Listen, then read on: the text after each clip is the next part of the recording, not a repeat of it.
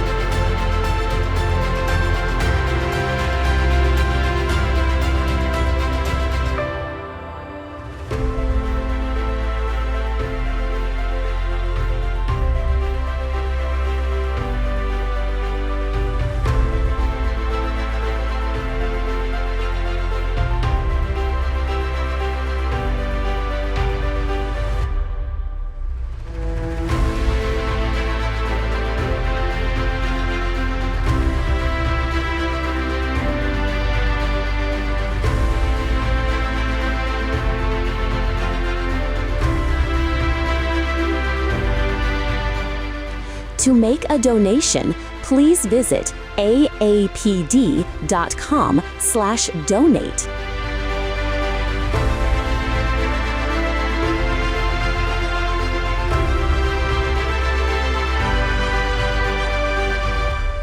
Thank you to our co-presenting partner, Wells Fargo. And thank you to our champion partners, Bender Consulting Services, Comcast NBC Universal, Microsoft, National Structured Settlements Trade Association, and Verizon.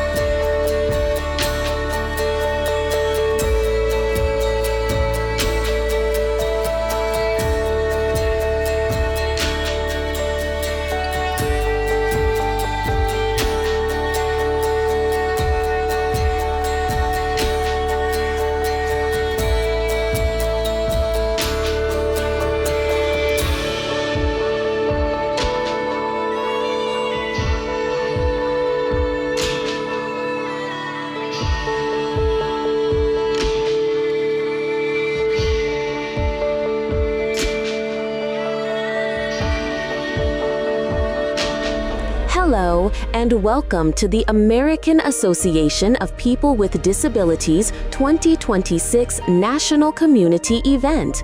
Our program will begin in just a few moments.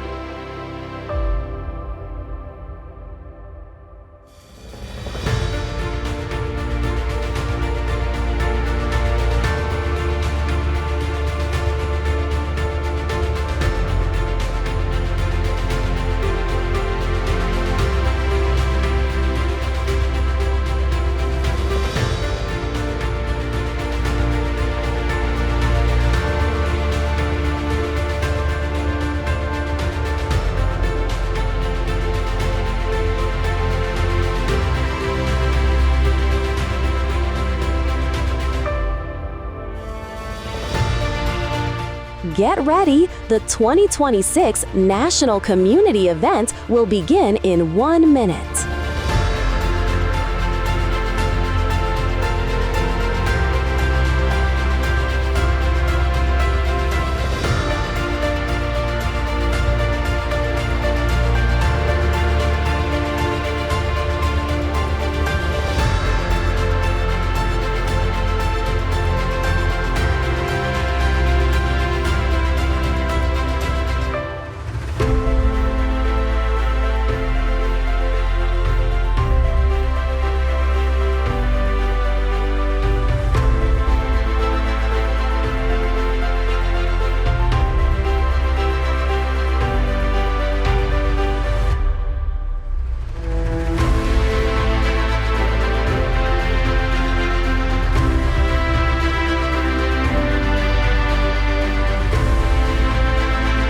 Welcome to the 2026 AAPD National Community Event.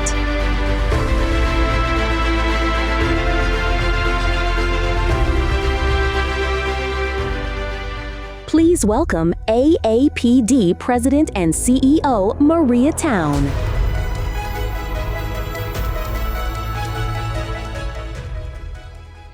Good evening, and welcome to AAPD's National Community Event. My name is Maria Town, and I'm the President and CEO of AAPD, and I'm so glad to be here with you tonight.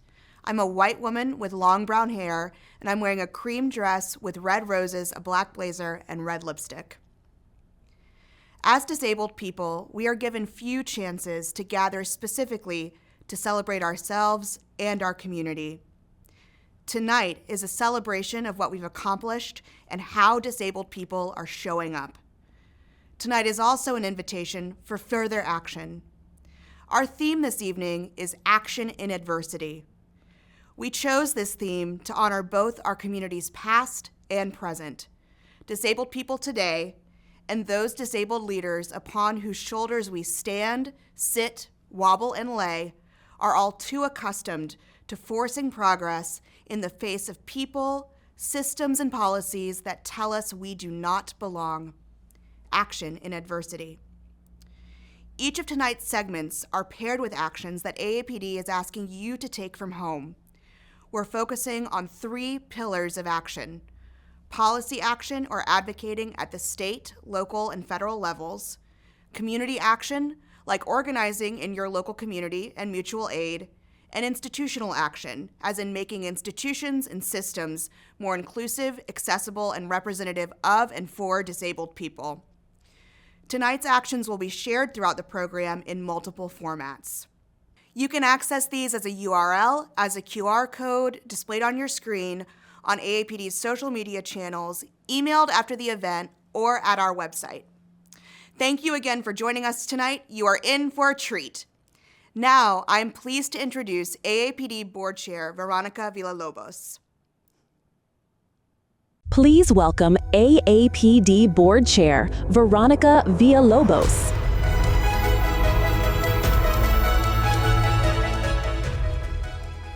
Good evening. My name is Veronica Villalobos, and I'm a Latina with auburn hair, dark eyes, and a turquoise top.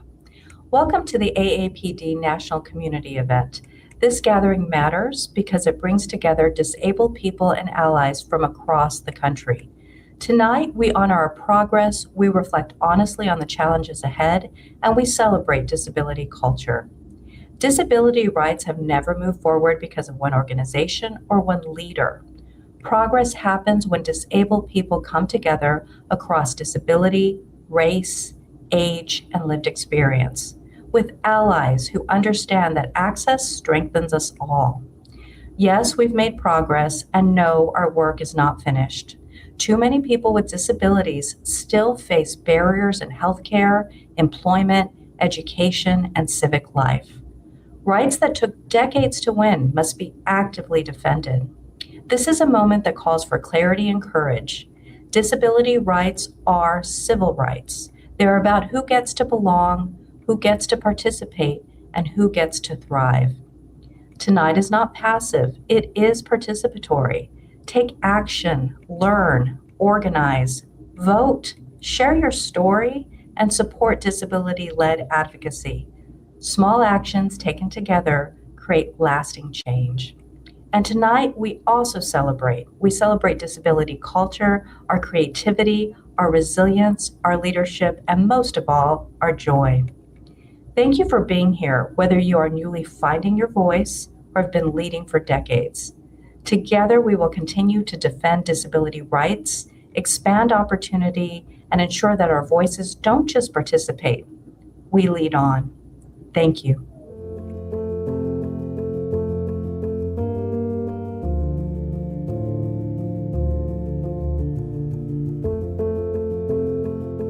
Hi, I'm Ryan Easterly. My pronouns are he and him, and as far as a visual description, I'm a light-skinned black man wearing clear glasses with a black beard, some black hair, wearing a black dress shirt. As a friend and colleague of Alice Wong, I appreciate AAPD marking Alice's passing. Alice was a devoted friend, daughter, sister, godmother, cat mom, and oracle. As an activist, author, editor, and researcher, Alice worked to uplift the stories and experiences of people with disabilities, especially disabled people of color. Alice knew that there is wisdom in our stories. As the 2016 Hearn awardee, the award supported Alice's belief in storytelling across multiple mediums, such as the podcast, which has contributed to the archive of disability storytelling for past, present, and future generations. As the work continues and is advanced by many gathered and or watching tonight, thank you for the work you do, and to directly quote Alice, don't let the bastards get you down. Thank you. My name is Jordan Zimmerman, and I use she, her pronouns. I am a Caucasian woman with brown hair. I am wearing a black blouse, I communicate via typing on iPad, and I am seated in my home office with floral paintings. Alice was fiercely angry at injustice, and just as fiercely devoted to what can be. She believed AAC users, and all people, belonged in community, and had a way of gathering folks across distance and silence.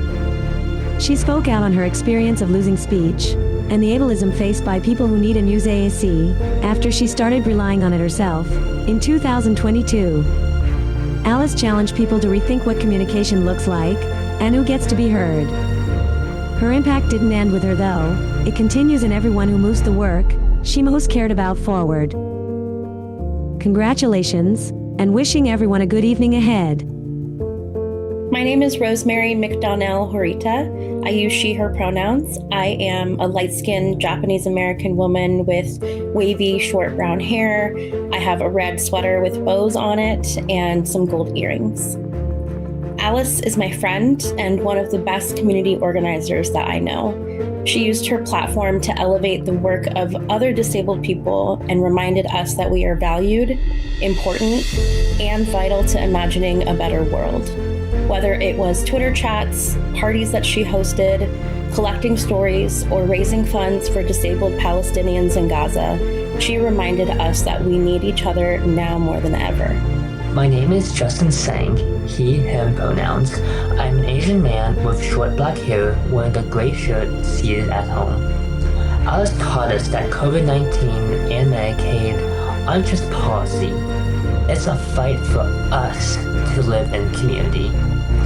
In her last public speech, she said, everything is interconnected, and if you don't do anything, you are complicit. Alice, we will forever together fight for this right to live in our communities. Thank you. The voice of Alice Wong on the Disability Visibility Project. The purpose is to document the stories of people with disabilities, what people are doing, what they care about, how are people living now. There's a lot of beauty and significance in just how we live our lives. I do wonder what kind of mark I'll leave. I think about that a lot, and hopefully this is something we could leave for everyone to enjoy.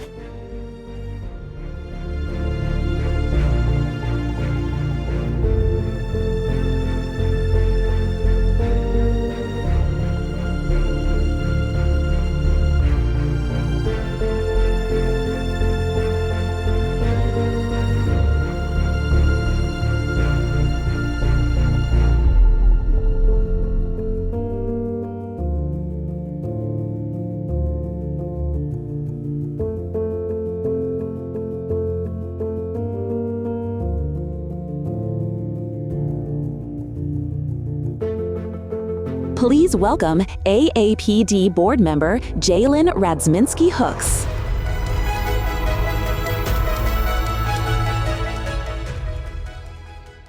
Good evening. I'm Jalen Radzminski-Hooks, and I'm a Black Japanese person with tan skin, wearing a coral collared shirt, and behind me is a Japanese screen with flowers.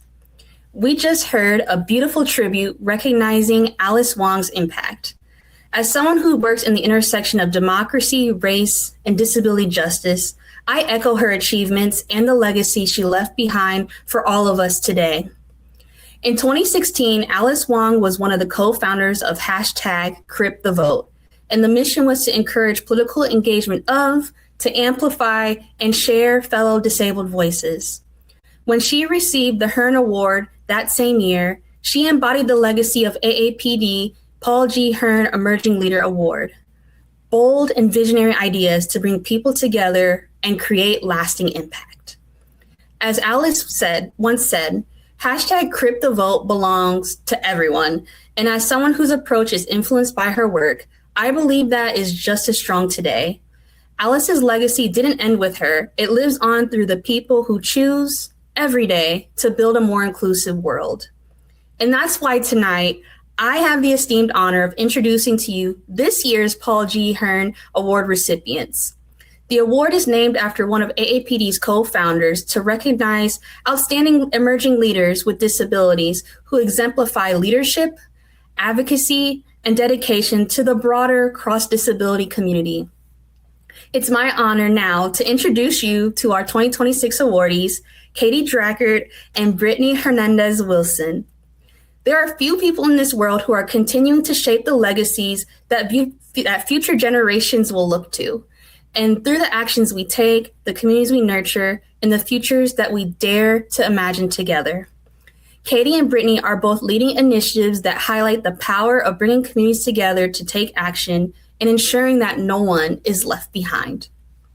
Katie, a white woman in her 30s with a short brown pixie cut and lip and nose piercings, walks a small white dog outside, then speaks from her living room. My name is Katie Drackert, and I lead the organization Clear the Air ATX. Katie shows a white mini air purifier with a Clear the Air ATX sticker. The sticker shows a cartoon cloud character wearing a cowboy hat and boots. We provide clean indoor air tools for disabled individuals across the Austin area. And I am a 2026 AAPD Paul G. Hearn Emerging Leader Award recipient. Katie cleans dust off the filter of a different air purifier with a paper towel. We spend about 90% of our time breathing indoor air, and that includes environmental pollutions, airborne illnesses, allergens, and other irritants. Katie pets her dog in her living room while wearing a KN95 mask. In any situation where clean indoor air is not prioritized as an accessibility issue, that means that disabled people, immunocompromised people, chronically ill people are going to face the threat of new or worsening illnesses or conditions. I live with the impacts of a post-viral illness every single day. Pictures of Katie performing in various eclectic costumes with dramatic makeup and accessories and big, colorful hair. I was a performance artist. I would perform at festivals and variety shows and was getting to a place where I was finally able to start producing shows. Katie in the hospital receiving a transfusion and a close-up of a sticker reading, "Long COVID stole my razzle-dazzle." But then I got COVID and that turned into long COVID. I had to give up my performance art career of 8 years. I had to stop school for about 2.5 years. A picture of Katie reading a zine titled The Sick Times, then flipping through a binder of Clear the Air ATX promotional materials. My life really turned into crowdfunding to survive, and I decided to create Clear the Air ATX to hopefully prevent other community members from following my path. Initially, when Clear the Air started, we provided HEPA purifiers for artists, organizers, and musicians in Austin. Pictures of Katie wearing a KN95 mask at various events and gesturing to a full-size donated purifier. As of 2025, we have lent purifiers to over 550 events in Austin. Katie cries joyful tears while speaking on the phone. Getting the Hearn Award was a game changer. I got it. I just got the email. It just feels like an overwhelmingly positive opportunity between receiving guidance from AAPD and connecting with the alumni. Katie applies makeup in a small lighted mirror. I am a first-generation high school graduate, first-generation college student, and a woman, and people treat me as if my intellect doesn't hold a lot of power. To have the support of AAPD is an incredible source of validation and empowerment, just showing that actually, yeah, I know what I'm talking about. Katie opens up a mini air purifier on the table in her living room, showing the filters inside. The Hearn Award funding will allow us to implement the purifier distribution project. We're going to be working closely with a few organizations that either work directly with disabled individuals or work with populations that are at a much, much higher risk to be experiencing disability. We're going to put permanent purifiers in their shared community spaces in order to protect the populations at large. And then we're also going to have them pair us with 13 to 15 individuals and give these individuals permanent purifiers in their homes. And we're really hoping that we can connect with people who are facing severe environmental impacts, such as more air pollution. The Hearn Award funding will also allow us to expand access through Spanish translation. And then we will also be hosting 2 events this year, helping educate the community about air safety. Katie holds up a magazine showing an article that reads "Clearing the Air" with a picture of her wearing a purple face mask and using a walking cane. I feel deeply and permanently committed to this work and don't plan on stopping until robust, clean indoor air is the new norm. Katie adds a sticker to the air purifier that reads "Air should be good for you." Then, the 2026 AAPD Paul G. Hearn Emerging Leader Award logo.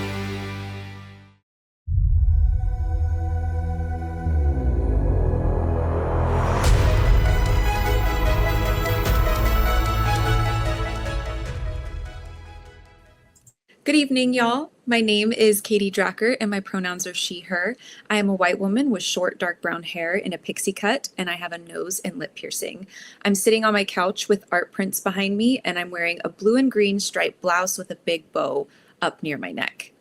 It is an honor and a blessing and a privilege to accept the 2026 AAPD Paul G. Hearn Emerging Leader Award.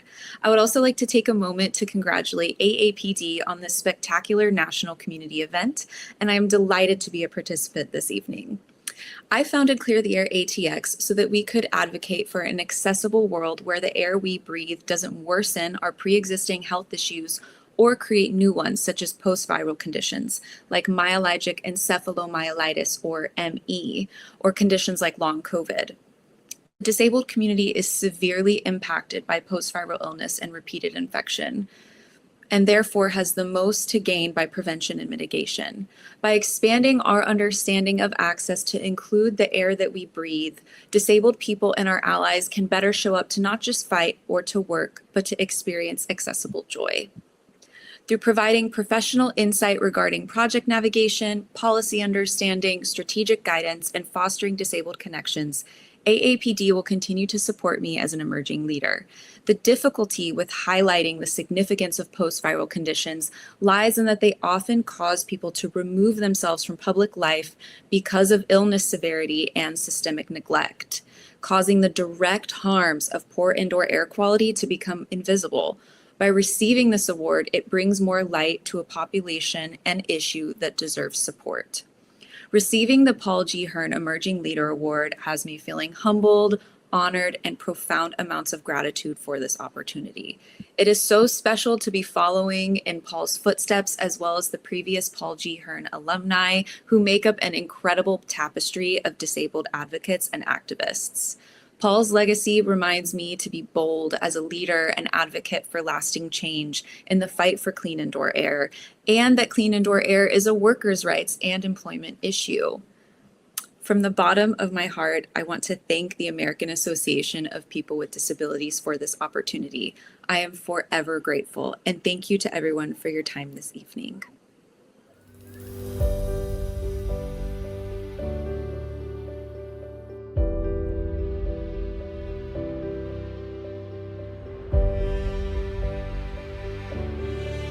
Brittany, an African-American and Latina woman in her 30s, rolls up to a building on the Ed Roberts campus in her power wheelchair. My name is Brittany Hernandez-Wilson, and I lead a project called Our Stories, Our Care, Disability Justice Storytelling for Medicaid Defense. A news headline from 2025 reads, on its 60th anniversary, Medicaid is under attack. Then, footage of Brittany testifying at the Minnesota House. Today, we are at a crossroads. Programs like Medicaid that keep disabled people alive are under threat. It is especially important right now to build capacity for people who are in these programs to share why these programs matter. And I'm a 2026 AAPD Paul G. Hearn Emerging Leader Award recipient. Brittany speaks to the camera wearing a shirt that reads, "Access is iconic, baby." I am not someone who started off understanding the political process or even understanding the power that I had. A New York Times headline from 1977 reads, "Disabled in San Francisco vow to continue sit-in," followed by pictures of wheelchair users outside the Capitol with signs saying, "We shall overcome," and sign 504. You learn about history, and part of that history happened right here in the Bay Area. I definitely feel a responsibility to continue this fight, to carry this legacy. Pictures of Brittany outside the Capitol building and with multiple groups of protesters with varying disabilities. One of the first bills that I advocated for was for hero pay for home care workers during the pandemic, which we won. Protesters with varying disabilities marched to the Capitol. Then Brittany rallying outside the Capitol in a group with people holding signs that read, "Home care workers care for America." I remember rallying outside the Capitol and the news interviewing me. Brittany is interviewed sitting in her car.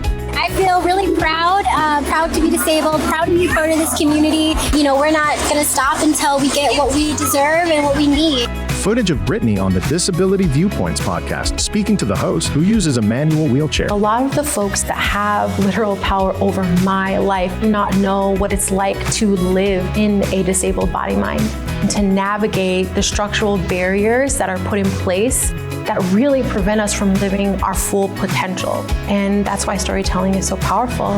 News footage of a younger Brittany being interviewed along with two other people with disabilities. We want our stories to have so much impact that that's what they remember when they're voting, that that's what they can't stop thinking about. Brittany hosts a storytelling training session over Zoom. The Paul G. Hearn funding will help me to host storytelling trainings.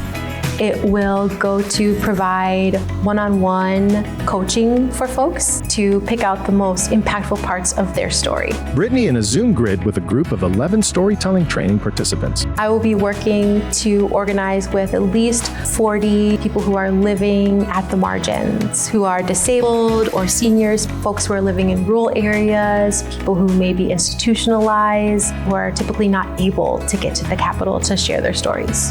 Brittany rolls her power wheelchair up a ramp into her van and settles behind an adaptive steering wheel. The funding will also cover travel, care, accessible materials, ASL or language interpreters, really anything that folks need. We will be documenting people's stories. We will be taking pictures and videos as well. Brittany rolls down a street and then along a path down by the water. I'm really looking forward to having the access to mentorship from AAPD staff, past Hearn awardees, and alumni. AAPD's national platform could also help amplify the stories that we gather in California, uplifting them through social media, newsletters, and national convenings.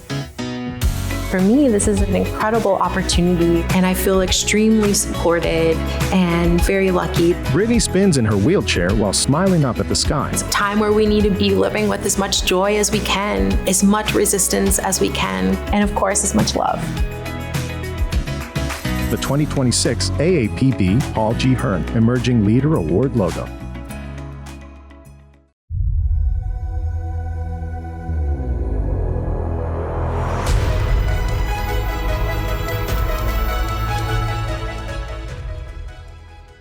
Hello, my name is Brittany Hernandez-Wilson. I'm a disabled, multiracial, Black and brown queer woman. I have brown skin, dark brown curly hair, and I'm wearing a cream cardigan with silver hoop earrings. I'm sitting in my wheelchair, and behind me are white walls. I am honored to be here with you all today to accept the 2026 AAPD Paul G. Hearn Emerging Leader Award. In such a poignant time when our healthcare is being cut to fund systems of harm. Policies like H.R. 1 threaten Medicaid and home care, support that millions of disabled people and elders rely on to stay alive, to stay home, and to stay out of institutions. And in this moment, our stories are more powerful than they have ever been. Because this is what I know. Disabled people have always put our body minds on the line. We have used storytelling to pass on knowledge and to remind each other that another world is not only possible, but is already being built by us. From the 504 sit-ins to now, our stories are rooted in interdependence and care. In a world that isolates and devalues us, our stories do not just exist in our individual experiences. They are collective testimonies of survival and resistance that sustain us and our collective power. And yet, too often, the barriers to speaking truth to power are not just political. They are logistical, financial, and emotional. They are the cost of a bus ticket, of an attendant, of interpretation, or simply navigating through an inaccessible system just to be heard. Creating our stories, our care is my answer to that. This is about building leadership that lasts. Participants will continue organizing, mobilizing, and leading long after this project ends. And AAPD support allows this work to grow beyond what I can hold alone, connecting our stories to a national movement and helping build something that moves beyond California. It is a privilege to carry this legacy. Paul G. Hearn understood that leadership is not about one voice. It's about many. It's about opening doors and making sure our people have what they need, not just to survive, but to lead in our terms, in our way. I received this award with my whole community beside me, and I do not carry this alone. Our stories, our care, with no body mind left behind. Thank you.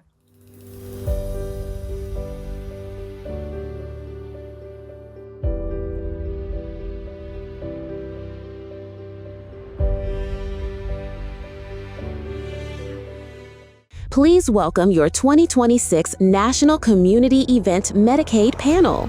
Jennifer Mathis, AAPD board member and Deputy Director of Bazelon Center for Mental Health Law, and Alex Waters, former City Council member in Sioux City, Iowa, and AAPD alum 2011.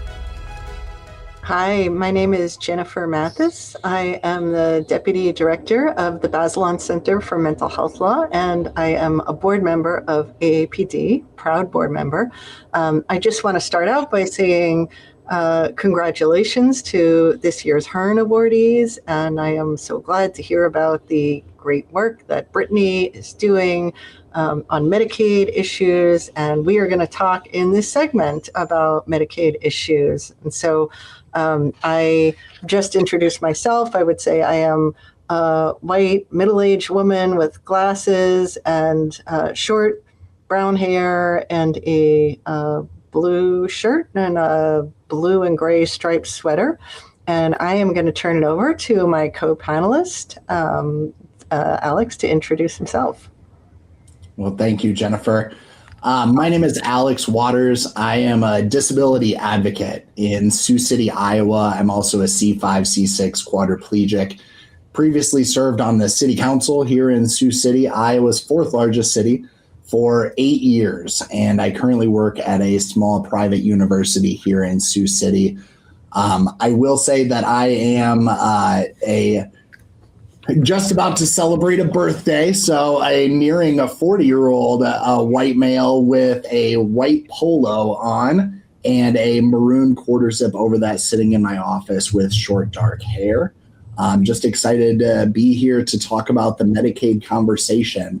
And again, I would just congratulate Brittany and thank her for her work as a HERN awardee as well. And what I really want to start this conversation with, Jennifer, is I think having you based in Washington, D.C., and knowing a little bit about your background, specifically on the policy side of things, I wondered if you could talk about what you're seeing and hearing and really feeling on a national scale about not only the changes that are happening in Medicaid, but the current situation with Medicaid, even the timeline of when these impacts might happen to people. Because I think for this population, it's really top of mind right now. And you're in the mix of it right out there in our nation's capital. So what are you feeling? Yeah, so absolutely. It has been a difficult time.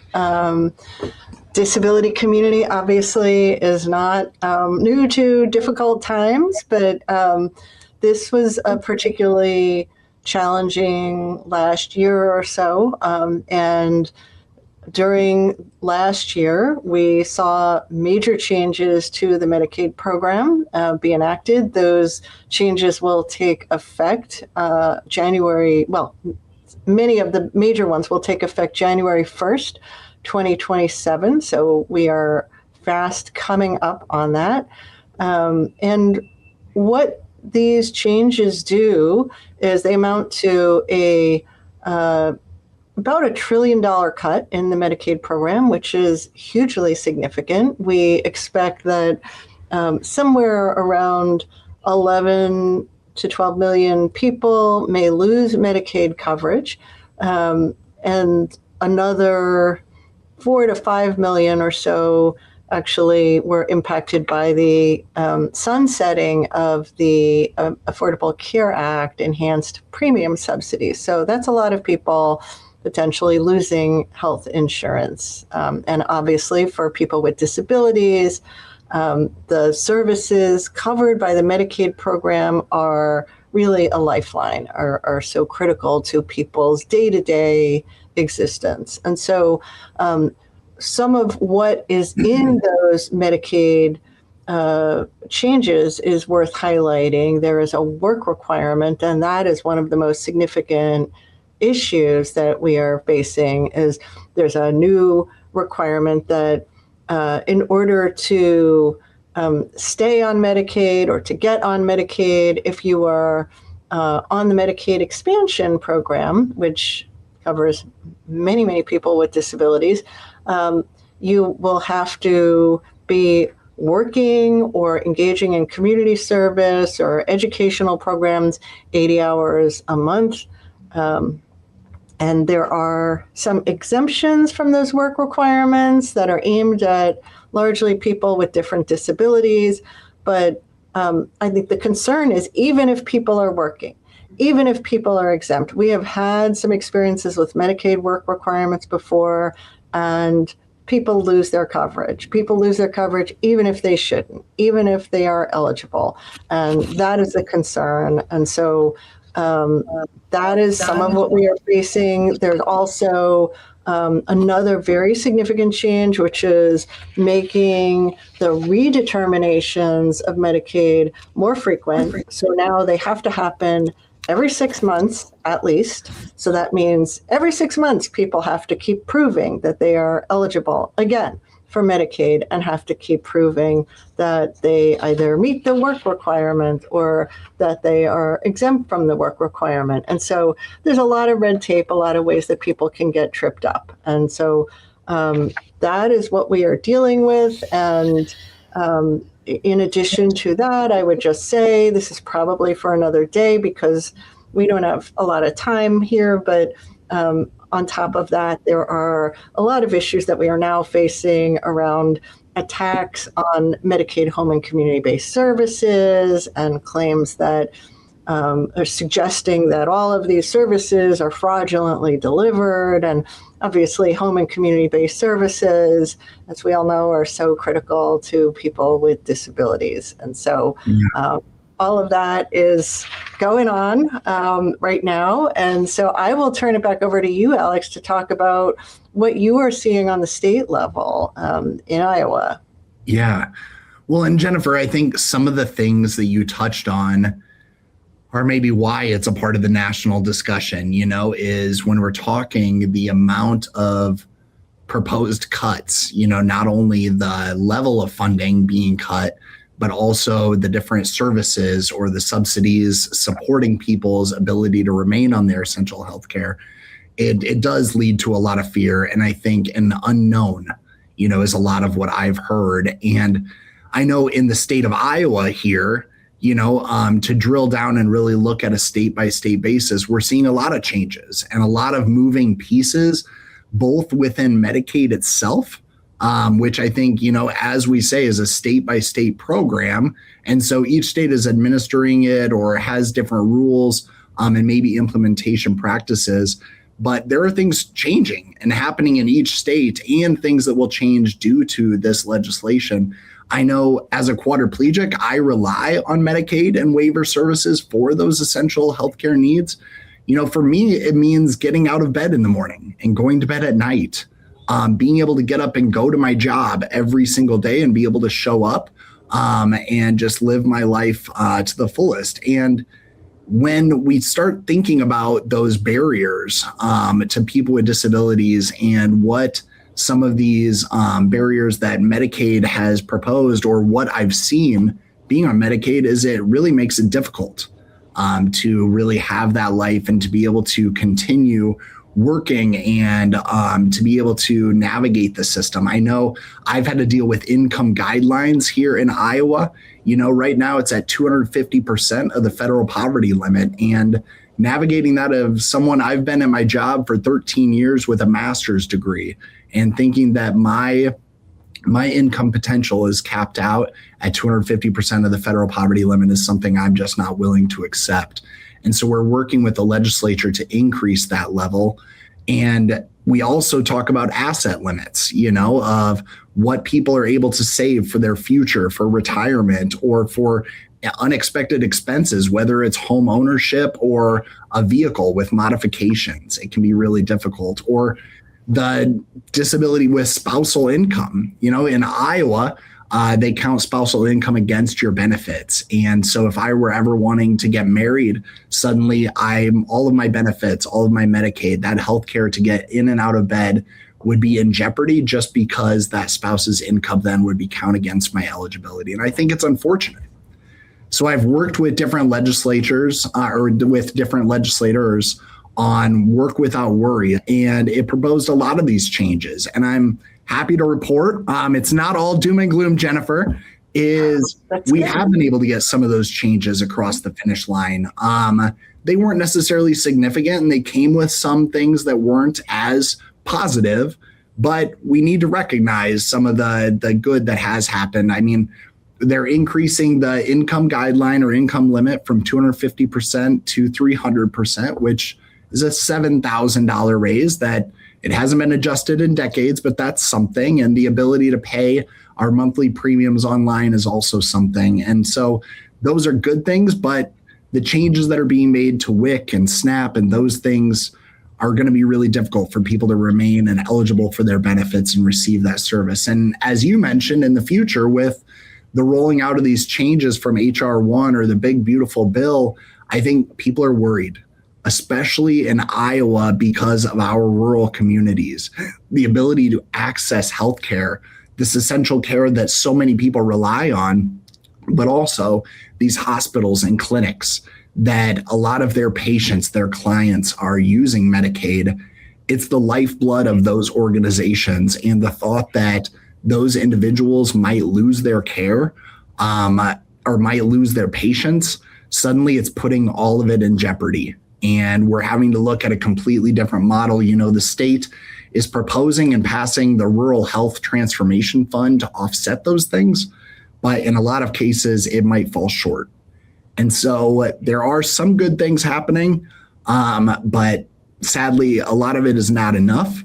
And I worry about what the future and those changes that you talked about, what implications that's going to have and how it's going to continue to change.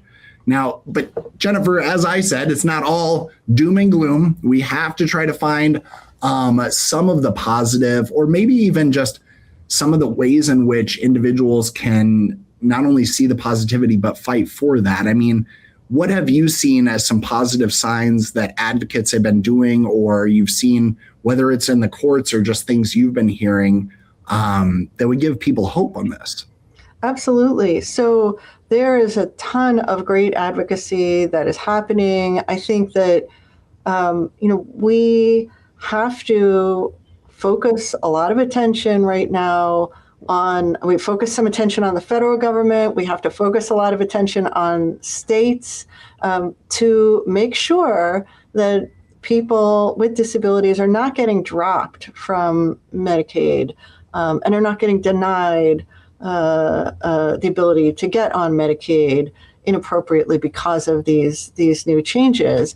And there is a lot that can be done. So there has been some great advocacy with the Centers for Medicare and Medicaid Services, trying to get them to say as much as possible that is helpful to the effort to keep people on Medicaid. There have certainly been challenges in those conversations, I think, but people have made recommendations to CMS, for example, about allowing and encouraging states to allow people to what's called self-attest, to say, I'm meeting the work requirement or I'm exempt from the work requirement because I have this type of disability, et cetera, encouraging them to get states to define the exemptions as broadly as possible, to have CMS say as much as possible about the breadth of those exemptions. Some of them really can be interpreted different ways. If you have a quote unquote disabling mental disorder, you are exempt from the work requirements. If you have quote unquote a serious or complex health condition, medical condition, then you are exempt from the work requirements. What do those things mean? And so certainly folks have been encouraging CMS to give guidance to states that would really prevent people from losing coverage inappropriately. And there's a lot of advocacy on the national level that is aimed at the state Medicaid directors, the state disability service directors, the DD directors, the mental health directors, human services directors, et cetera, through the national trade associations and other actors to, again, try to get the states to be as broad as possible in interpreting those exemptions to allow people to self-attest, also pointing to data sources. What can you use to look at to figure out that people may be exempt from the work requirements or meeting the work requirements? So there is a lot, and we will use the ADA as well.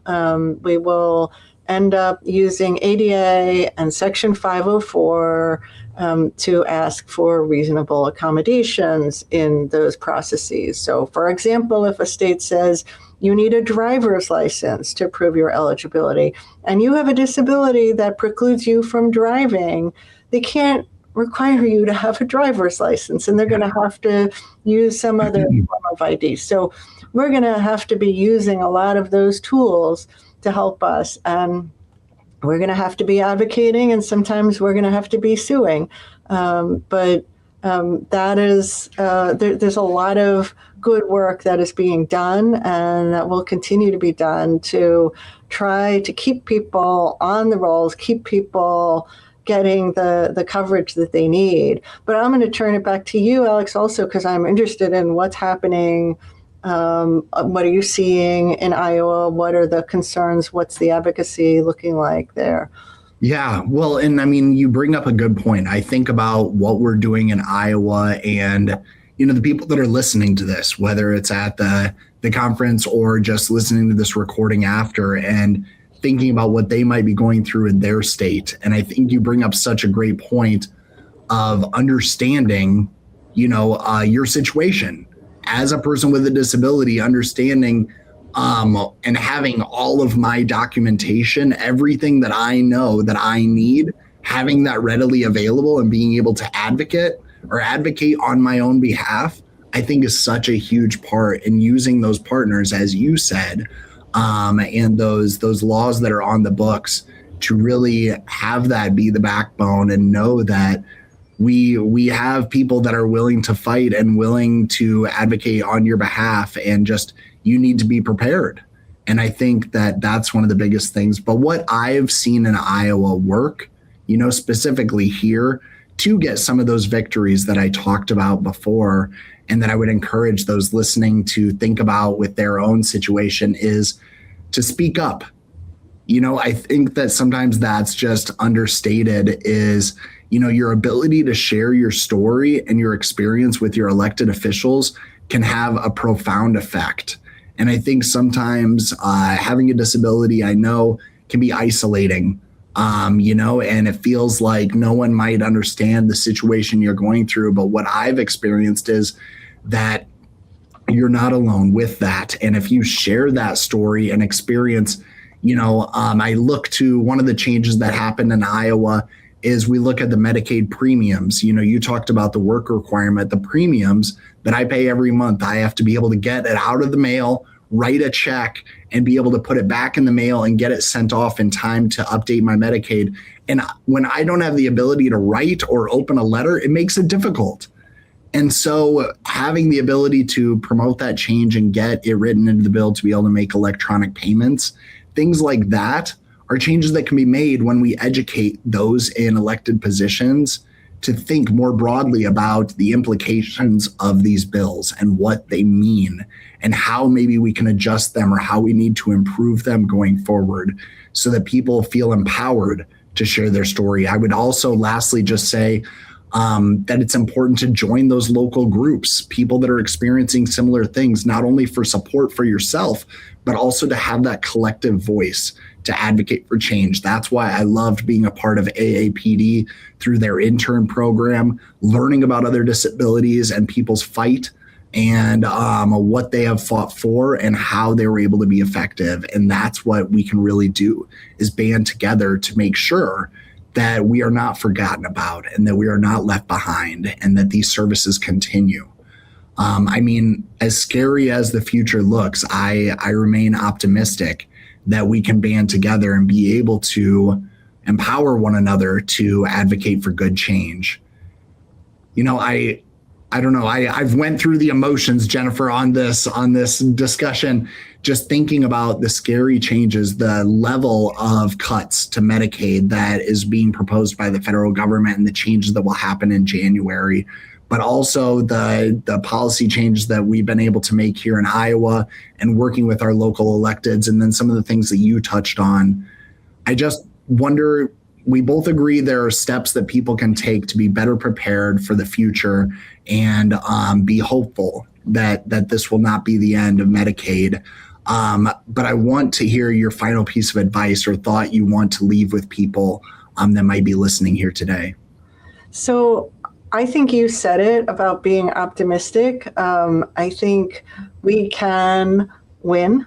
I think that sometimes things need to get pretty bad for people to understand that they need to do something different. The disability community has shown time after time it can win. This has been a setback, but I cannot see these changes standing through into the future. I simply can't. They're unacceptable. And we are blessed with having a very strong community. We are a big community. We are a diverse community. And we are strong together. And we have shown that time after time. And I think that with some of these changes, there will be a recognition that there are some serious costs on the back end. In addition to costs to people's lives, there is going to be costs, economic costs to cutting services for people. And I think in the end, people are going to get that. And we, of course, need to be advocating too with our members of Congress to change this situation. But I am optimistic that ultimately we will prevail. And I'm interested in your perspective also. What is your final message for folks? Yeah, I similarly to like kind of what you're feeling. I think I want to be optimistic. It's easy as an individual with a disability. Sometimes it can be tough. There can be bad days or dark days, and I tell myself, and I believe in this moment, is that this is just a moment in time. This is a moment in time, and you are not alone with what you're feeling and what you're experiencing, no matter what that is, whether you are nervous, you're concerned, or you have loved ones that you're worried about. I want to assure you that you're not alone and that tides will turn. This is a moment in time. I think we forget how quickly elections come and how much they have consequences. And I think if you can draw anything from Iowa, think about this. We are a largely, especially where I'm from, a very red district that supported the president, but we're also a district that utilizes Medicaid and has a lot of people in rural Iowa that rely on this essential health care. And when they start to understand the costs of these types of bills and these types of cuts, I think they'll use their voice and they'll band together and tell this administration and the next administration that this is unacceptable. And so find your voice, use it, and understand that this is just a moment in time and we can band together for a better future. Jennifer, it's great catching up with you. Really nice to have this discussion. I'm so thankful AAPD gave us this opportunity. I hope everyone has a great conference. Please welcome back AAPD President and CEO, Maria Town.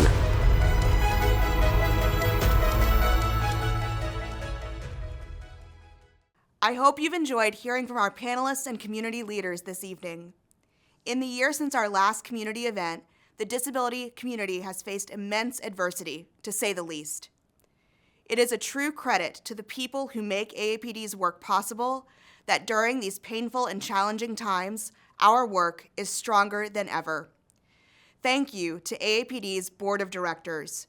Your dedication has allowed AAPD to grow and expand our work at a time when so many organizations supporting civil rights and inclusion have had to cut back.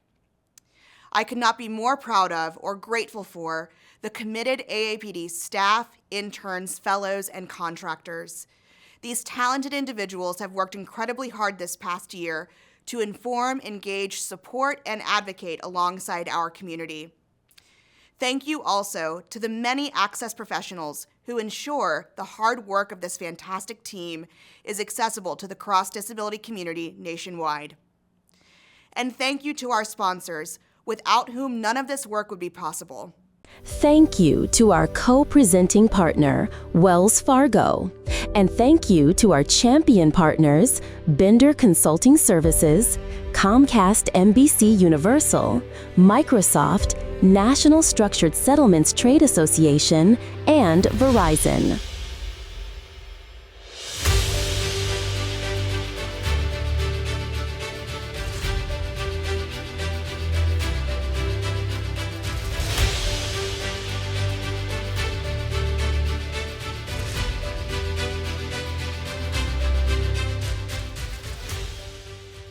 Tonight's program reflects the reality of our current moment, one full of precarity and possibility at the same time. Disabled people in the United States are facing extreme peril and uncertainty right now, and disabled people are showing up for one another in truly incredible ways. Through things like developing mutual aid networks and hosting fun virtual events or care parties that keep us connected to one another and connected to joy. Each AAPD staff member is disabled, and each of our personal experiences with both ableism and the power of disability community greatly inform how AAPD does our work. I am extremely proud of the way that AAPD has helped disabled Americans navigate some of the most high-stakes policy, economic, and social changes ever in our country's disability landscape over the past year. As federal policy has and continues to change rapidly, and broad executive orders leave disabled people with unanswered questions and fear, our communications and policy teams have been creating explainers that break down complicated policy and provide explanations of confusing and sometimes conflicting information so that disabled people can better understand their rights and take action to protect them. Now, we are actively expanding our offering by offering our explainers in plain language with additional accessible language expansions to come. Like all of you, everyone at AAPD was devastated by Congress's decision to cut $1 trillion from Medicaid, the largest cuts in the program's 60-year history. AAPD fought against these cuts right up until the very second the vote was cast. Although H.R. 1 and the cuts within it passed, the fight to protect Medicaid and to protect disabled people's ability to live in our homes and communities continues. AAPD is working diligently to raise the public's awareness of what Medicaid cuts will mean for our community and ensuring that, before these changes go into effect, people with disabilities know what to expect and how to protect their benefits. One other tool that has the power to drastically change disabled people's lives is technology, which is now ubiquitous in our everyday life. We are in a time of rapidly changing technological advancement on many fronts. Technology can create significant opportunity for disabled people, full stop. At the same time, many recent tech developments exclude or do not fully consider or even threaten the privacy of disabled users. AAPD continues to engage at the intersection of disability and technology policy to find a way forward that truly centers disabled experiences, needs, and dreams. We are also working to protect and defend the ADA Title II web accessibility rules that our community fought for over a decade, and we will not allow these important access standards to be diminished or dismissed of easily. While many federal disability programs have been weakened recently, AAPD's programs are the strongest they've ever been, and they are growing. In December, we released a report detailing the 20-year impact of AAPD's summer internship programs. This work has generated important insights about what truly moves the needle forward on disability employment and economic power. The greatest lesson we have learned over more than 20 years of hosting these internships is that building economic power means more than just giving a person a job. Our model goes beyond basic career prep and provides real resources like accessible housing. We also cultivate a community that affirms disabled talent and leadership so that disabled people truly have an opportunity to thrive rather than just surviving. As a result, our interns experience economic mobility that outpaces national norms. After leaving our program, internship alumni go on to earn nearly twice the national average hourly wage for people without disabilities. This shows that providing meaningful resources and accessible work opportunities pays off in the long run. Our career development programs, like our internship program, are just one of the many ways AAPD is working to build an inclusive workforce and expand economic opportunity for disabled people. AAPD has been outspoken in opposing the recent rescinding of EEOC harassment guidance that enforced protections against workplace harassment of disabled people. We have also opposed the ending of federal programs and issuance of guidance that previously took actions to support federal workers and increasing hiring pathways within the federal government for disabled job seekers. This year, all Americans have faced significantly higher costs of living, making public benefits that help people put food on the table stretch even further than they've already had to stretch. Disabled people are hit extra hard by these economic crises. AAPD has provided grants to support the disability community in moments of urgent need. Our Fannie Lou Hamer Leadership Program launched a rapid response hunger relief micro-grant initiative. These grants supported 33 food distribution events and 10 education sessions across 14 states, reaching more than 2,100 individuals and families through meal programs, mutual aid, SNAP navigation, and transportation support. While there are still too many barriers to the polls on Election Day, there are now disability-led, disability community-driven voting efforts in 48 states supported by AAPD's Rev Up voting campaign. So far this year, we have distributed close to $250,000 in grants to organizers in 23 states to strengthen disability voter engagement. These grants support polling place accessibility audits, accessible voting information and outreach in American Sign Language, nonpartisan ballot education, and more. AAPD will continue to strengthen disability voter education and build the power of the disability vote ahead of the midterm elections. We're also building new infrastructure internally and new external-facing resources and opportunities that serve our community. In the last year, AAPD has continued to expand our community navigation services to support the thousands of people who reach out to us when they have experienced disability discrimination, need help finding accessible housing, or want to get engaged in greater community advocacy. We have also engaged all kinds of partners to make their consumer experiences more accessible through the Access Coalition, issuing new resources designed to accelerate accessible design across the retail sector. Incredibly, this is only a small snippet of what our staff has been up to. Suffice to say, at AAPD, we are surviving the immense adversity of this moment by taking action. As I reflect on the strength of our work and the strength of our community tonight, I am struck by a truth that is simultaneously infuriating and hopeful. Those who seek to take our community's rights and services away are trying to do so because we are powerful beyond measure.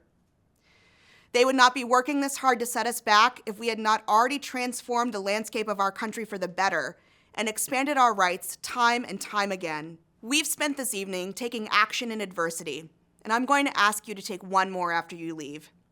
Find one small way to get connected to your local community. Introduce yourself to a neighbor. Get engaged with a local mutual aid group. Become a poll worker for a local election. Organizations like AAPD can provide tools, information, and spaces like this one, but our resources are most impactful when disabled people and our allies take them into their own local networks. I hope you'll stay connected to AAPD in the year ahead. You've heard a lot from me tonight about the work that AAPD is doing.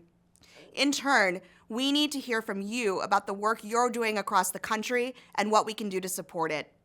The best way to find out about future opportunities to share your work and feedback is to sign up for our mailing list at aapd.com/stay-connected.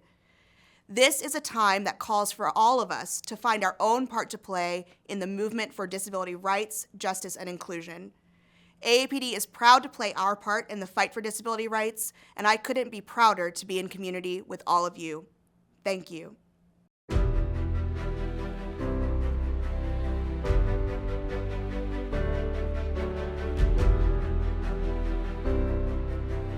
Hi, my name is Josue Rodriguez, and I'm an organizer with Rev Up Texas and Adapt. I'm a tan-skinned Hispanic with curly hair and glasses, wearing a purple shirt from Bob's Memorial. I've been involved with Rev Up for many years already. I met Bob when I started in Adapt over 15 years ago.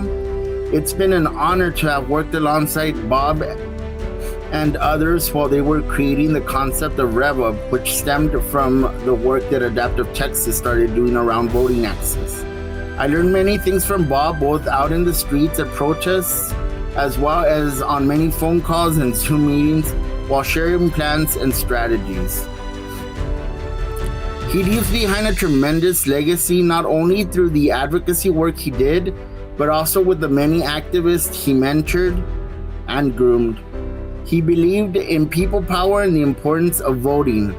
I would like to leave us with the words that he engraved into many of us: don't mourn, organize, go out and vote.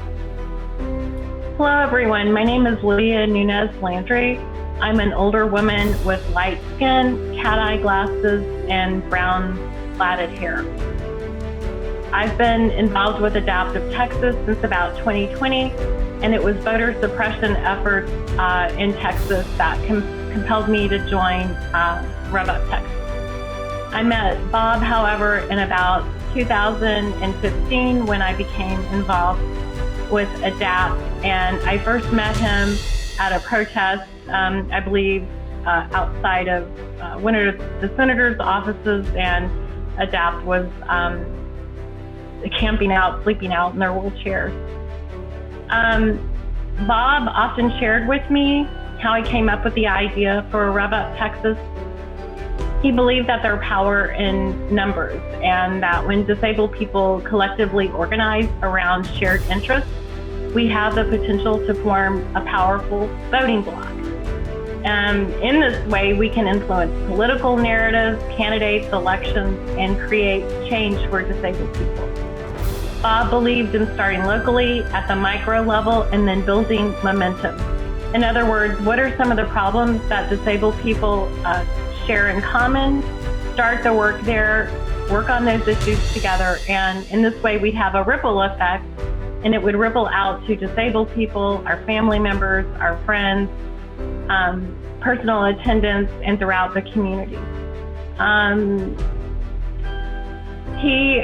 Bob preferred to focus on what we shared in common rather than what divided us.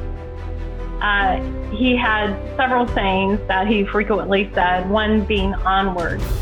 And what Bob meant by that was keep moving forward. Don't wallow in despair or our mistakes. Don't wait for perfection, because if we waited for perfection, we might not get the work done. He motivated people with hope by, finding strength in the collective and our camaraderie and working together to circumvent obstacles.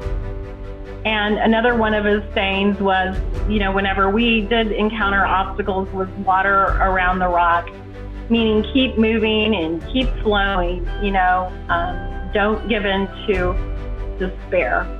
I think Bob's legacy was really centered on collective organizing and disability voting rights and the fundamental right of disabled people to vote. And I think we're his legacy, and we're continuing that work. And he's just had a tremendous influence on me and has taught me so much about really motivating people with hope and the idea that, we share this responsibility together, and together we can get the work done. The voice of Bob Kafka on ADAPT. ADAPT is a grassroots disability rights organization. We're people with disabilities and advocates who are committed to an issue. And fundamental to ADAPT strategies is to change the power relationship. And we demand to have equal representation, equal power. People with disabilities are going to stand up for their rights. Power in numbers is what we feel very strongly about, and especially about people who can all share.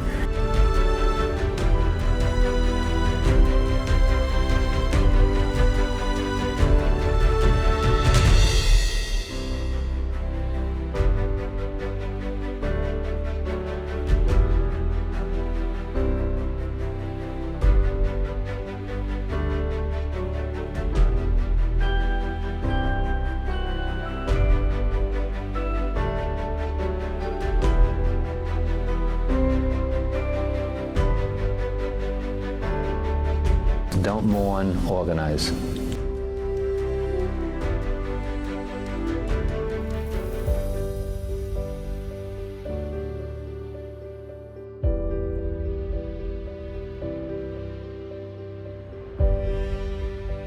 Helping us rev up, please welcome President of One Heart, One Vision, Rashida Bunting, and Rev Up Coordinator for Rev Up Pennsylvania, Laura Power. Thank you, Laura. Rev Up stands for Register, Educate, Vote, Use Your Power. Rev Up's mission is to increase the power of the disability vote through increasing civic engagement and improving the accessibility of elections. This year, the Rev Up is celebrating 10 years of organizing and impact. Over the past decade, we've grown into a national movement of disability vote coalitions in 22 states and still growing. New York is one of them. So what Rev Up coalitions do? So we host accessible voting registration drives. We organize candidate forums, focus on disability issues.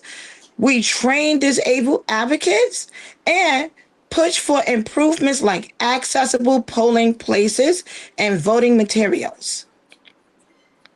But here's the thing. I'm going to reflect on cross-disability voting. There is strength in numbers, which means that we need everyone to play a part in pushing the disability vote. In New York State alone, we have over 30 organizations that are part of our Rev Up NY coalition. And like I said earlier, we are still growing from Northern New York down to the Southern tier. So you can join our movement by going to aapd.com because there's a role for everyone.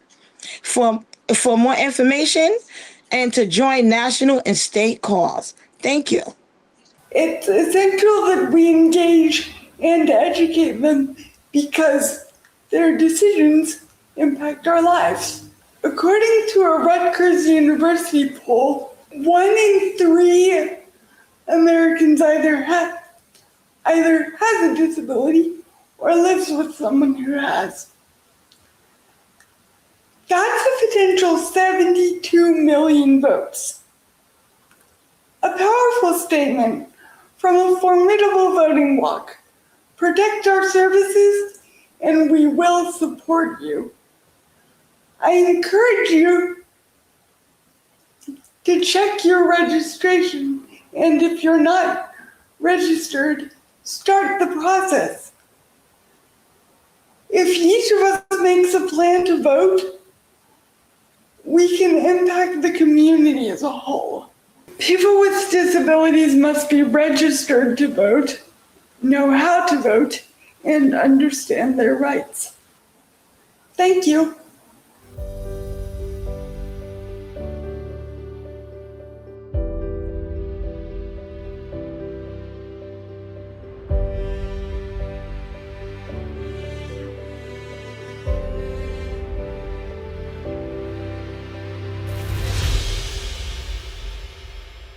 Please welcome your 2026 National Community Event Media Panel, creator and executive producer of the hit HBO series The Pit, R. Scott Gimel, along with actor and writer Tal Anderson, and senior Washington correspondent for The Independent and author of We're Not Broken, Changing the Autism Conversation, Eric Garcia.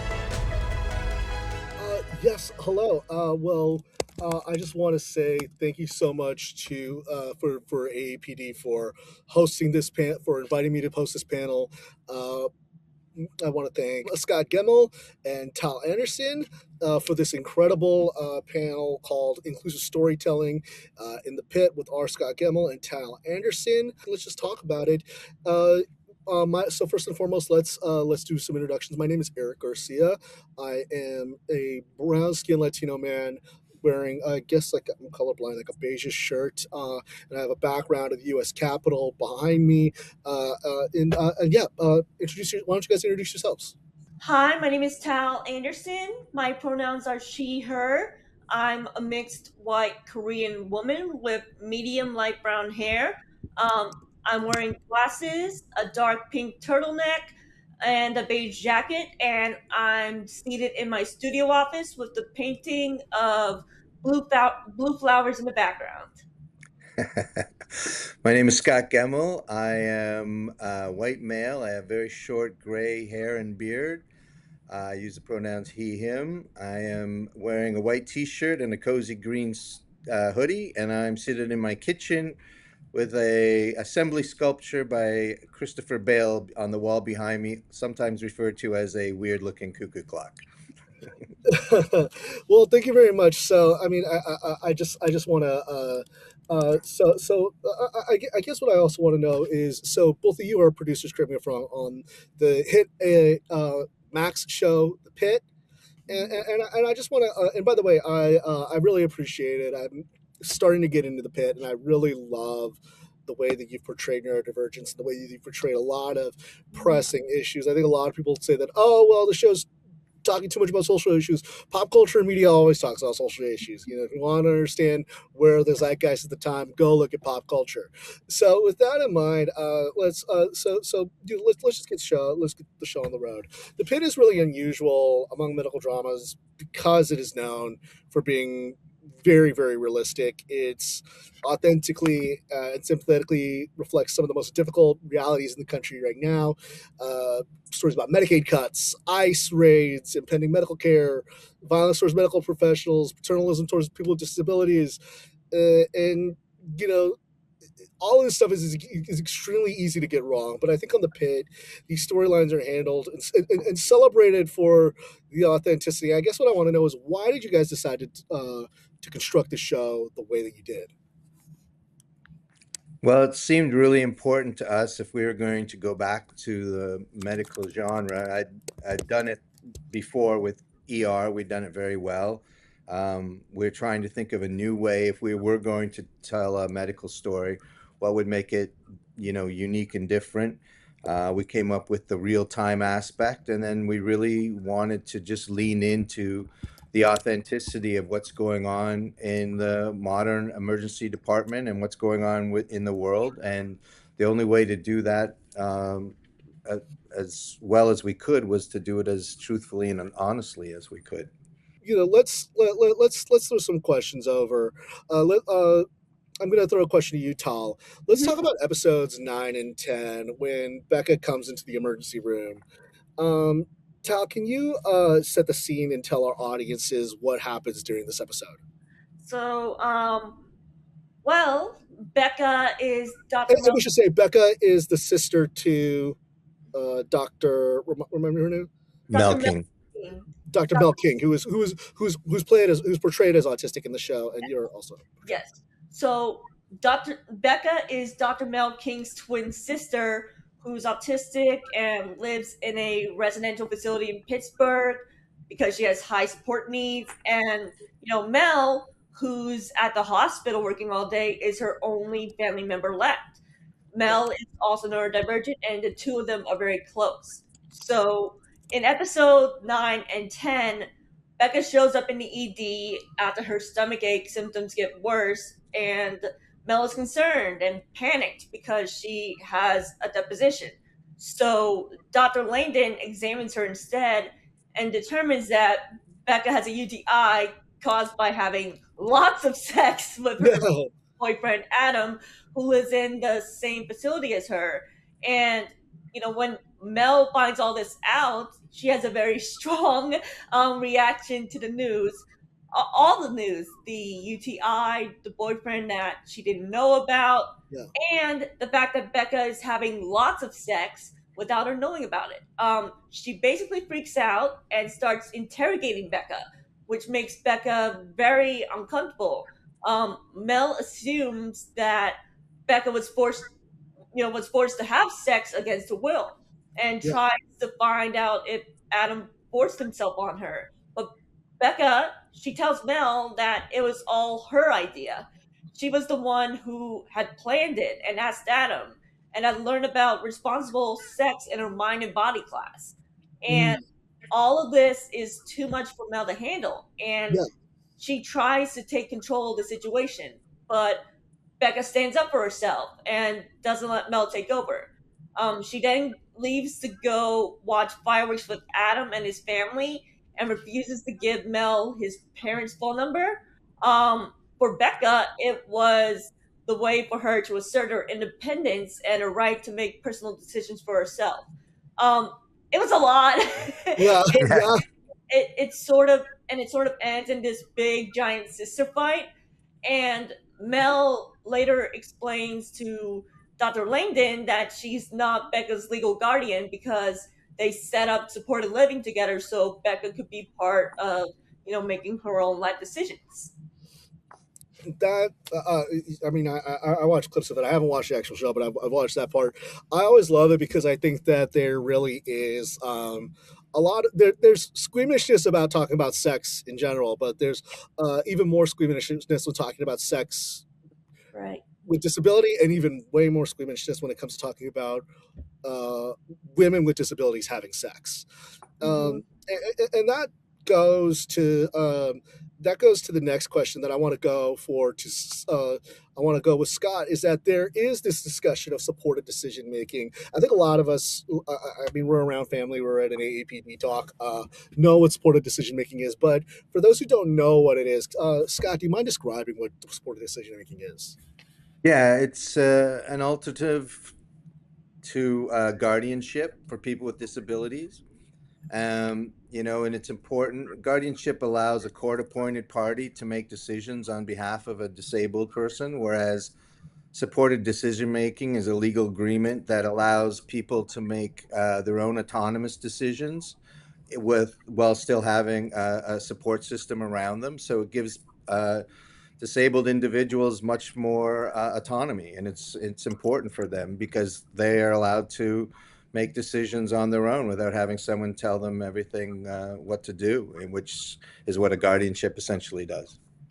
Yeah, and we should also be clear that this is not an option in everywhere, but it is becoming an option.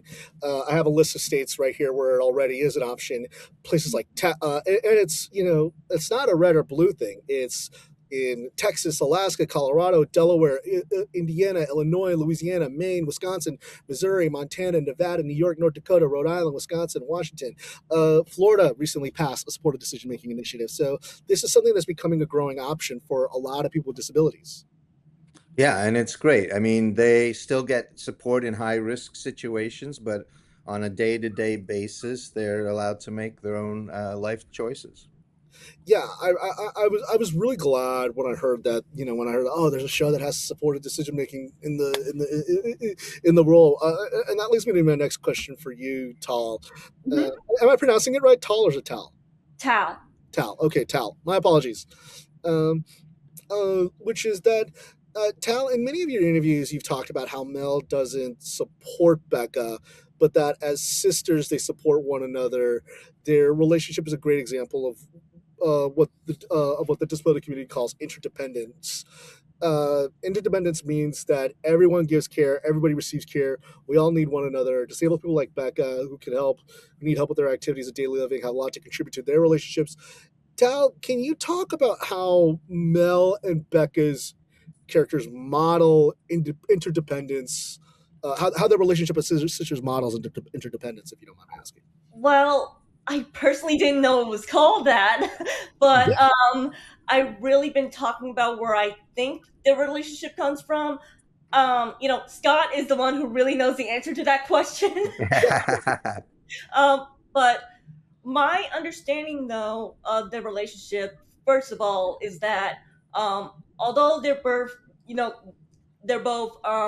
neurodivergent, Mel and Becca are very different, and both support each other in different ways, the best they can, based on their abilities.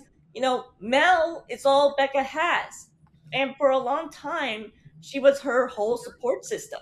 I think Becca knows how much Mel does for her, and she depends on her to help her with challenges and to make sure she has a safe place to live and is taken care of. Becca supports Mel also. She looks out for her and reminds her to have fun and encourages her to make friends.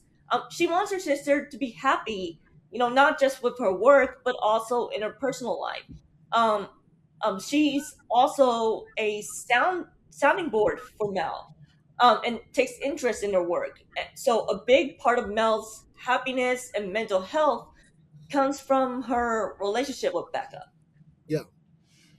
Yeah, no, I think I think that's really great that they don't show it as, like, as you said, like, it's not like Mel is a caretaker for Becca. She's not Becca's charge. They're sisters. I think that's a very lovely portrayal, if you ask me. And then that leads me to my next to my next question, which is for which is for Scott. There's been a lot said about how the pit ensures medical accuracy, from having doctors in the writer's room and physicians and nurses consulting on set, to even choreographing what it looks like when actors sew up a cut or intubate someone. I guess what I want to know is, how did you ensure, like, there is there are so many bad portrayals of autistic people, neurodivergent people, people with disabilities in media. We don't need to go through all of them. I'm sure we can all think of a few off the top of our head. But how did you ensure the same kind of authenticity for telling the story of disabled autonomy the way you did? And if you don't mind, let's talk about how you've worked with AAPD's partners at Caring Across Generations. Yeah, I mean, whenever it's with every story we tell and whatever arena of medicine that we go into, we spend a lot of time talking to experts and talking to people who are either working in that field or are suffering from whatever disease we're exploring. And when it came to disabilities, that was, we follow the same sort of protocol, and we talked to AAPD partners across Caring Across Generations, who helped us with, consulting on the storylines and taught us about supported decision making. And so we just try and be as authentic and as truthful as we can. We talk to those people. We talk to people. One of the things we ask is, what are we doing right? What are we doing wrong? What would you like to see improved? What sort of things do the general public not know about? And so we throw a pretty wide net and trying to gather as much information as we can, and then we try to portray that as honestly and as authentically as possible. Yeah, I mean, I really appreciate that. If you don't mind me asking, if I remember correctly, the pit can have the pit has 4 doctors on the writing team, 3 on set, and 6 nurses as consultants and background actors. Correct me if I'm wrong. We have three doctors in the writers' room. I have about 5 doctors who rotate on the set, and then probably at least a half dozen nurses, real nurses on the set, who are doing, working with background, working with the other actors to get, all the movement down and all, know where things should be, how to handle instruments, and basically everything choreographed to make it look as real as possible. Yeah. And on top of that, I think one of the other things that I love about it and what I'm grateful for is that it's this creative process really to show that non-disabled creatives can really create meaningful art about disability, but it really requires you knowing what you don't know and seeking out, people and then learning and seeking out people who know more. Yeah, it's about approaching, the situation or the storyline with, without any sort of prejudice, coming with open eyes and open ears, and to hear their stories and let them sort of be the advocates for what's going on, and then allowing us to portray that as well as we can on television. Yeah, absolutely. And that leads me to my next question, which is, Tal, I said it right this time, didn't I? Yes, Tal. Okay, perfect. You've talked a lot about the fight for bodily autonomy, as disabled people have been the fight for body autonomy for as disabled people has been going on forever. How does that fight for autonomy come up for you when portraying Becca? Because I think a lot of people see a high support needs person and they don't think that they're capable of autonomy. You know, when I read the script, I was so excited and so grateful to be able to help shine a light on this through Becca. And I don't think I'm speaking just for myself when I say that disabled people all feel or have felt like autonomy in general is something they had to fight for. Um, it's tough to exist in a world where people automatically assume that you're incapable instead of believing that you're competent when they first meet you. But that's the lived experience of most disabled people. So in Becca's story, we see examples of different types of autonomy. Dr. Langdon tells Becca that she has a right to her medical privacy and the right to keep things to herself. And when Becca tells Mel about Adam, then refuses to do what Mel demands of her, we see Becca exercising her independence. Becca is an adult, and she has the right to be uncomfortable with Mel trying to make decisions on her behalf, especially about her sex life. And honestly, I think Becca wants to share her happiness with Mel, but when she sees Mel so angry and demanding, she takes what she learns from Dr. Langdon and inserts herself and puts up boundaries with Mel. And that's new territory for both of them. Yeah.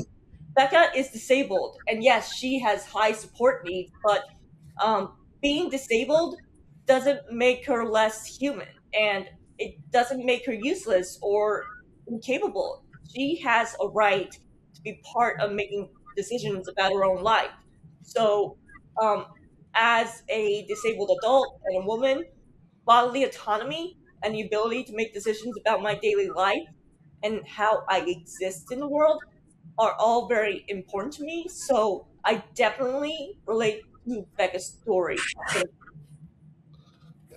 Yeah, absolutely, and I'm really grateful that you shared this part, because I think that bodily autonomy is still not entirely understood, but I'm grateful, especially the ability for you as an actress yourself who's autistic to correct me if I'm wrong, you're autistic as well, like to be Yeah. able to speak about to portray yourself. Well, when I started developing a perspective for Becca, I first had to find a place where we exist together, a Yeah. place where we share the same experience or feelings, at least about something. So for this storyline, it was the reaction of Mel to what Becca told her. Mel was reacting because Becca's news affected her and sort of made her confront her own fears about herself. But Yeah. Becca was happy and she loves and trusts Mel. So when Mel reacted this way to her news, it hurt Becca. Obviously, the news hurt Mel also, but I think that's the beauty of it. They love each other and they respect each other. So I have faith that they'll get through all this and work it out and make us all proud. Yeah. Yeah, no question. So with that in mind, I want to pivot to Scott really quick.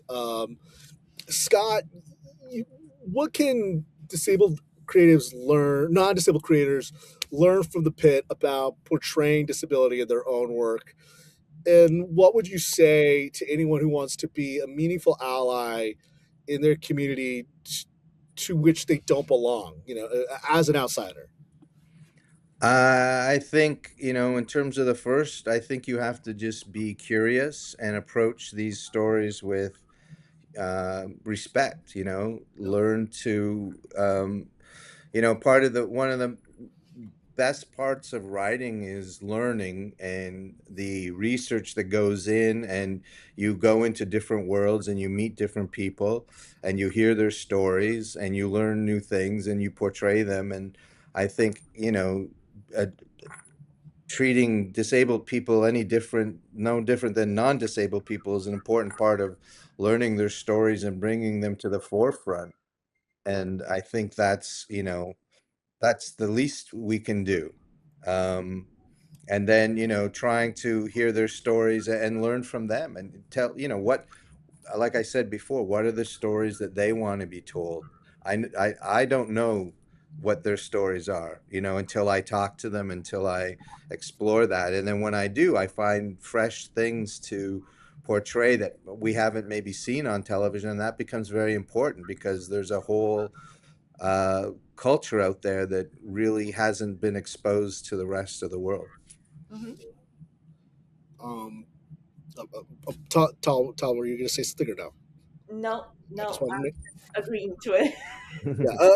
Okay. Tal, I also want to. I think the other thing that I love that you said in the you said this before in the past is that like if you are if you are non-disabled and you write a disabled character, you should assume their competence, and I think those episodes really show that. Yeah. Yeah. Yes. And so this is going to be a question for the both of you, and you can answer it however you want. Do you have any hopes for what the future of authentic disability portrayal and representation in this film might look like, in film and television might look like, in the next 5 to 10 years? And what are some changes that you want to see in the industry? What are some things you want to see change? I think what would be the best would be just normalization, so that the portrayal of disabled people is no more unique than the portrayal of non-disabled people. I think it's just full integration is ultimately what we want, so that what you see on television is reflective of what is the reality of society, and that's sort of our goal. In general, I think the reason why the disabled community is so excited about the pit is because for the first time ever, the writing is really authentic and respectful, and it gives a voice to people in the community who very often are silenced or invisible to most people. So, you know, as a disabled person, I like to see more stories approach disability this way. And, not just make the disabled character be the reason for the hardships in a non disabled person's life. But also, I personally like to see more representation, at least for autistic people, on screen in ways we don't see very often. Like, I want to see autistic people married and raising children. I'd like to see non-speaking autistic adults and more autistic women and professionals and adults who have been diagnosed late in life, because these experiences are all real and they're specific.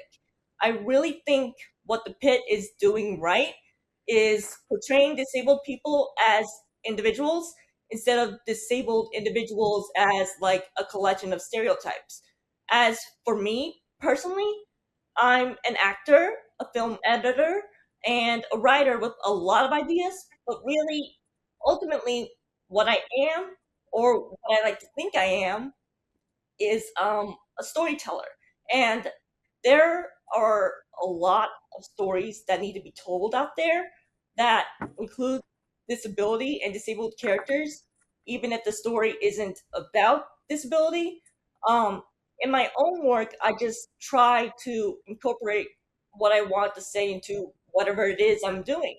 And I really feel that um, infusing my lived experience as an autistic woman and my perspective as a disabled person into the stories I write and tell is a good way to make something authentic. So that's what I try to do personally.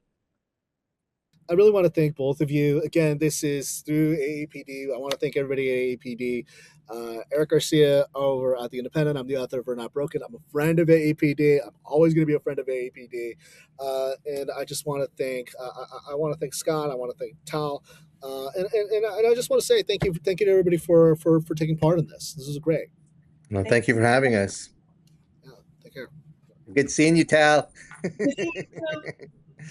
Thank you for joining us for AAPD's 2026 National Community Event.